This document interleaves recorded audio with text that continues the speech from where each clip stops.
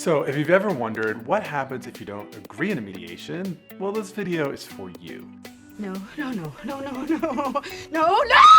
I mean, imagine you've agreed to participate in the mediation process, but it isn't going very well and you don't know what to do. Do you walk away after all of this? Do you bite the bullet and agree just to get it over with? In this video, I'm going to discuss how to think about whether you should agree in a mediation and what might come afterwards if you don't. And at the end, I'll give you a real life example involving none other than Taylor Swift.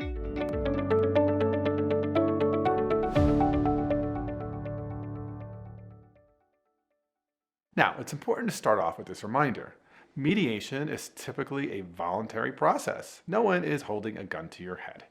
So if you're in this mediation and the mediator or others there are making you feel as if you have to agree, something has gone terribly wrong. It's also the case that in a mediation that's voluntary, you can easily get stuck trying to decide, how do I know? Do I agree or do I walk? So the best way to decide whether or not you should agree is to measure the best outcome in an agreement against your BATNA. What is a BATNA? It's a term of art used in the negotiation and mediation field, and it stands for Best Alternative to a Negotiated Agreement. Maybe this should be called BATMA, Best Alternative to a Mediated Agreement, because in deciding whether or not you say yes, you have to decide what the away from the table situation would be absent a deal. That means that you need to understand, first of all, what are your interests, and then how good is my BATNA? Some years ago, I was coaching a client. She was the CEO of a manufacturing company in a dispute with one of their suppliers, and they had agreed to submit to mediation. So in doing some of this coaching, I said to the CEO, okay, so if you don't reach an agreement, what are your plans? And she's like, oh, well, we actually have to reach an agreement. I mean, they're our only supplier.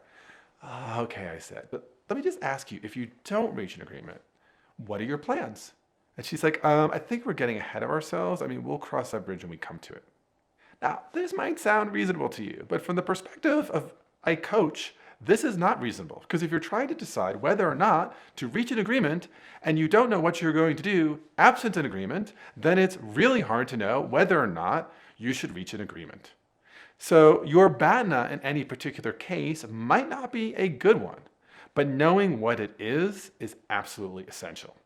In fact, if you don't know what it is, you are susceptible to two other dynamics that might come up in that mediation. The first is a psychological dynamic, has a fancy name. It's called escalation of commitment, and it's sometimes referred to as the sunk cost problem. And it goes something like this, right? You say to yourself, I've invested time and money and energy into this mediation process. I really, really want a deal. I almost feel psychologically committed to it.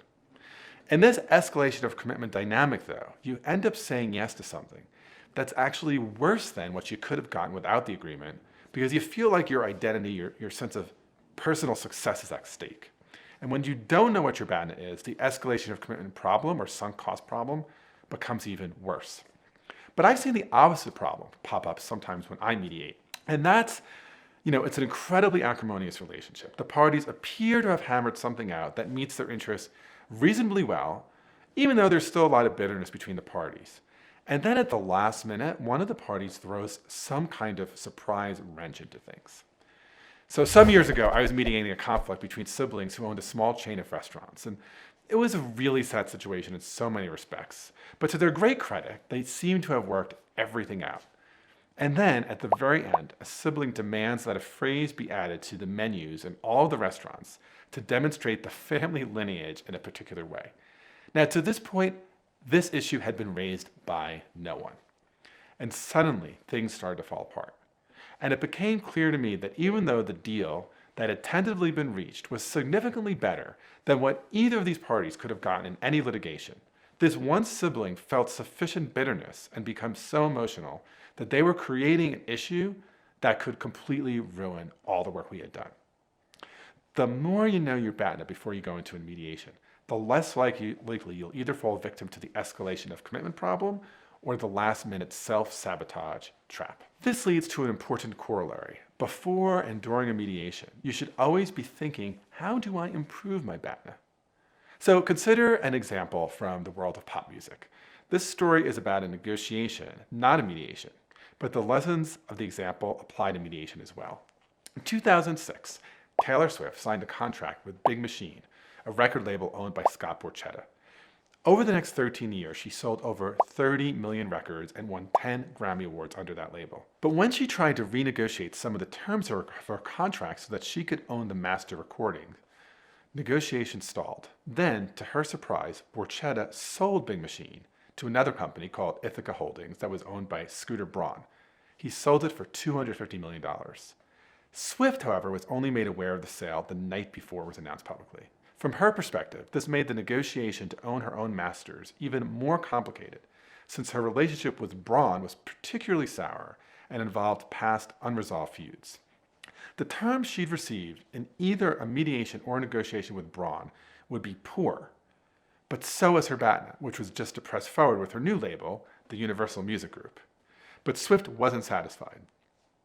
Ultimately, she decided to improve her BATNA by slowly re-recording each of her old albums with the new label and under a contract that gave her full ownership rights to the new masters. This example, of course, involves a negotiation and not a mediation, but the advice is applicable to both situations. Once you assess your BATNA, consider how you might improve it. Or be like Taylor Swift. If you're in the throes of a mediation, you might not be able to take the kind of action that Swift did, but boy, there are moves out there that can model hers. So, if there's no agreement in a mediation, you've now thought through what you will do. What is your BATNA? But you're not done yet, because you also need to think through, what will they do? In other words, what is their BATNA? And how might that impact your assessment of your own BATNA? So let's go back to the Taylor Swift example. If her BATNA is to re-record all her albums, Ithaca Records might decide to do nothing, or might decide to sell the rights to someone else, or it might decide to sue her. In the case of Swift, Ithaca Records sold the rights to an equity fund called Shamrock for $300 million. Now, as you consider the other side's BATNA, there may be ways to affect their own perception of that BATNA. Let me give you a totally different example. In 2018, Harvard University recognized a union representing graduate students who were serving as teaching assistants, research fellows, and in other roles. In 2019, for the first time, the student union went on strike. Part of the strategy of the student union was to reach out to faculty, fellow students, parents, and community allies for support. Even though none were decision makers, the union knew that if they could win the support of these influential groups and portray the university as not living up to its values and as acting fundamentally unfairly, despite having the largest university endowment in the world, that university administrators' perception of their own BATNA would worsen, even if the BATNA itself, which was to allow for a long strike, didn't change at all.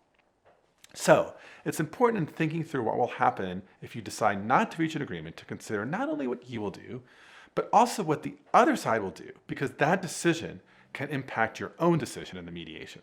It's also important to think about whether there are moves you can make to influence the other side's perception of their BATNA, whether by building a coalition of support, as in the Harvard example, or simply reality checking them about how a non-agreement might be costly and not meet their interests very well. At times, what happens if you don't agree in a mediation, frankly, is already settled. For example, in the context of an ongoing lawsuit, the case might simply proceed along its schedule, which might include more depositions or writing formal briefs or preparing for trial. If the mediation is in the context of a workplace dispute, it might be that there's a formal disciplinary process, or that a supervisor or a boss will render a verdict for the disputing parties, or maybe you'll just continue to have to work day to day with the same person and the conflict unresolved. In the end, what happens after a mediation is a function of three things. First, what you see as your own BATNA, your own alternative to reaching agreement.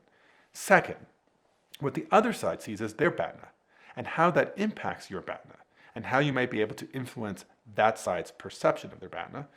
And third, what might be required under the particular circumstances of the mediation in which you are engaged, whether that might be the continuation of a lawsuit, a formal disciplinary proceeding, some other administrative action, or nothing at all. So, if you want to have more examples of how negotiation and mediation show up in pop culture, watch my Bob Bordone Reacts video to Inside Out. Don't forget to like, subscribe, and hit the bell. Lastly, if you need a mediator or want some coaching on how to approach mediation, please reach out to me at either the CambridgeNegotiationInstitute.com or at my own website, bobbordone.com. Thanks for hanging out with me. I am Bob Bordone, and let's keep negotiating together.